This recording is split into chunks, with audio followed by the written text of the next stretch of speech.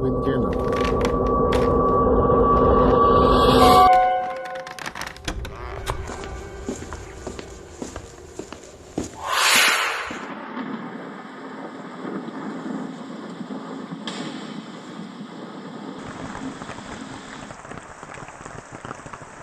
This isn't a confession. You can't prove a damn thing, so don't even try. I'll deny it all the way to my grave. I'm on my third drink for the evening anyways. You can't trust the word of a drunken man, now can you? That's when I start to feel anything these days. A third drink. Sometimes it takes 4, but usually 3 will do. It's the same cycle every night for weeks now. I drink, then I start to feel. Then, the fear comes. Then I drink some more until I pass out. Wake up, slog through the day, keep my head down, keep my chin up, don't draw anyone's attention, go home, rinse, and repeat. One night, a few weeks back, there was a man at my door. I answered it, wondering what in the devil he was doing there at that time of night. I live at the end of my street, and there's no one around for quite a ways, and even the evangelicals that comb the neighborhood rarely make it all the way down to my house. "Help me," he gasped, his blood-flecked lips quivering in the rain. His forearm was badly broken, bits of bone sticking out through the skin. He was pale and drenched, the rain and blood dripping steadily from his haggard frame, pooling on my porch beneath him. There's been an accident. I need help," he winced. "Can you help me?" I nodded, dumbly, shocked at his state.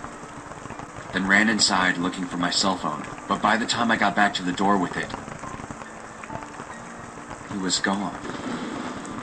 The only sign of him, a trail of splattered red leading down my front steps and out to the front yard. I stood there, shocked for a moment, and then I put my phone away, slammed the door, and locked it. I don't know why, I was just scared, frightened by the whole affair. And some part of me, some damn selfish part of me, kept saying, it's okay. It's someone else's problem now. He's gone. Just forget about it. So I poured myself a drink to ease my nerves. And then another. A few drinks later, I had forgotten all about him. And a few drinks after that, I had drank myself into a deep slumber.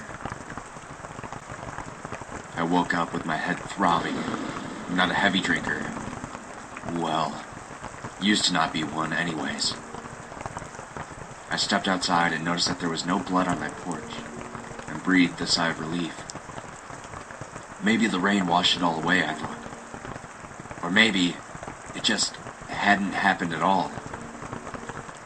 I went to work nursing my hangover, but I managed to make it through the day. Came home and just tried to relax. I had slept poorly the night before, and my day took what energy I had left, so I decided early in the evening to just call it a night. I was just about to go to bed when there was another knock at the door. I froze, looking over to it. My heart raced. I tried to laugh off my rising fear. It was just someone at the door, nothing to be afraid of. But as my hand reached for the knob, I heard his voice. The same quaking shudder of a voice from the night before. "Help! I need help!" I stood, stone still as he pounded on the door. "God, it hurts!" he shouted. "Please! Why won't you help me?" I put my back to the door, bracing it, squeezing my eyes shut. This isn't real, I thought. It just can't be. And after a few seconds, the knocking stopped, and all was quiet. I flung the door open, but there was no one there. No trace of blood or sign of his presence. Unsettled, I shut the door and locked it and reached for a bottle. And so it went. For 4 more days, each night the same, the knocking, the horrible man at my door, the cries for help. And each night, I secured the door and waited until it stopped. Then I drank myself into oblivion. By the 7th night, I had had enough. I made a stiff drink as soon as I got home, and then another after that one. I had thought of nothing but the events of the previous week that day, so naturally I was anticipating the knocking when it came again that night, confirming my paranoid fears.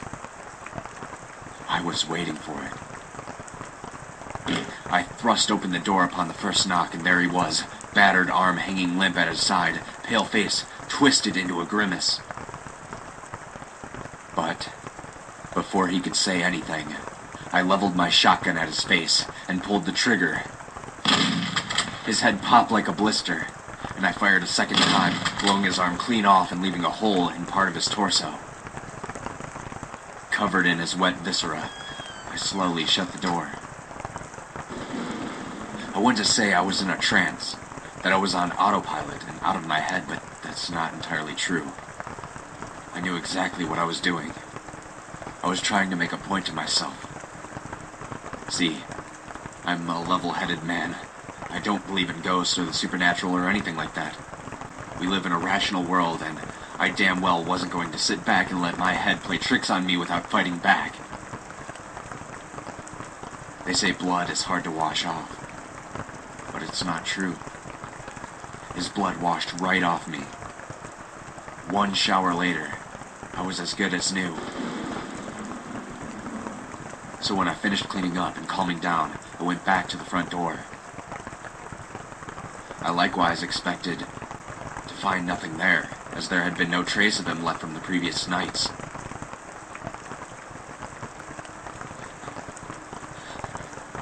I couldn't believe it when I opened the door, and his remains slumped inside like a sack full of meat. I reached down and poked his corpse. It was solid. The porch was covered in blood and gore. Once more I panicked, and this time I did go into a sort of trance.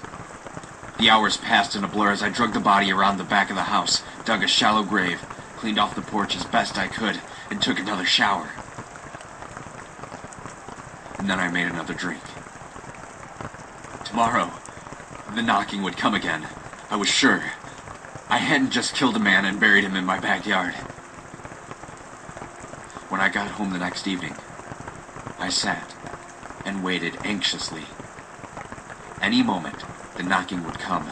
The man would again be at my door, waiting for me, asking for my help. Maybe tonight I'd laugh, invite him in, ask him if he wanted to drink. I thought, sipping from my own glass nervously. The minutes stretched out, so much so that I felt as if time was standing still. When it finally came, the knocking. I breathed a sigh of relief as I rushed to the door. But it wasn't the man from the previous nights. It was the police. A car had gone off the road the night before, and they wanted to know if I had seen anyone. Maybe it was my drunken state that allowed me to lie so convincingly, but after telling them I knew nothing of it, they bid me a good evening and left. My pulse pounded in my head. This could not be happening, I thought. It wasn't real. The thoughts piled on one by one, and all I could do to quell them was keep drinking until I lost consciousness. I called in sick the next day.